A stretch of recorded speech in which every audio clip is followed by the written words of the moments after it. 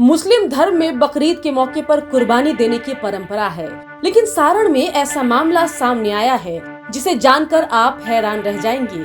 सारण जिले के भेल्दी थाना क्षेत्र में एक व्यक्ति की दो पत्नियां थीं। सौतनों में न बनने की खबर तो आपने सुनी होगी, लेकिन एक शख्स की दो पत्नियों में ऐसी दोस्ती हुई कि पहली पत्नी दूसरी पत्नी को साथ लेकर अपने घर चली गई और बकरीद के मौके पर छुट्टी में घर लौटे पति की दोनों पत्नियों ने मिलकर कुर्बानी दे दी।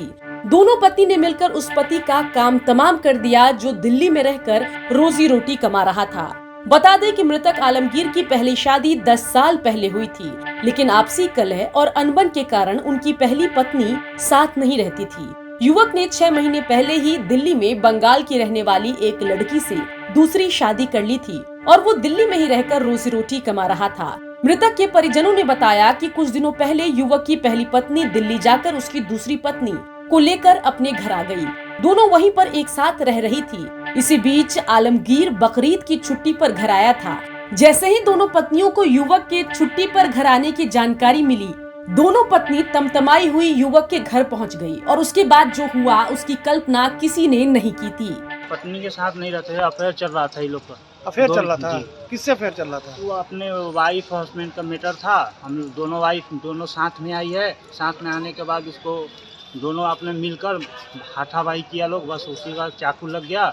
चाकू लगने के बाद हम लोग हॉस्पिटल में लेके आए। हॉस्पिटल से बाद पीएमसीएच में जाने में रास्ते में ही दम तोड़ दिया लोग। ये बताइए कि जो चाकू मारा है, कौन पहली पत्नी मारने की सूचना मिली कि दूसरी पत्नी ने मारा है? दोनों साथ ही में थी लोग। पत्नी के हमलों से जख्मी हुए शख्स को उसके परिजन इलाज के लिए गरखा पीएससी लेकर आए, लेकिन उसकी गंभीर हालत को देखते हुए डॉक्टरों ने उसे पीएमसीएच रेफर कर दिया। पीएमसीएच जाने के क्रम में रास्ते में ही आलमगीर की मौत हो गई। ये दोनों लेडीज कौन है? एक सामानगंज, एक दिल्ली का था। ये कौन है? जो मृतक है उनकी कौन थी? पत्नी। हाँ, पत्नी। दोनों पत्नी थी? हाँ, दोनों पत्नी था। एक बाद में वो मार के चला गए। कौन पत्नी मारी है इनको चाकू? पुराना वाला, पहली पत्नी। हाँ। इस सनसनीखेज मामले के प्रकाश में आने के बाद पुलिस हरकत में आई। एसएचओ संतोष कुमार ने बताया कि इस मामले में एफआईआर दर्ज कर लिया गया है। दोनों पत्नियों को गिरफ्तार भी कर लिया गया है। घटना की जांच की जा रही है।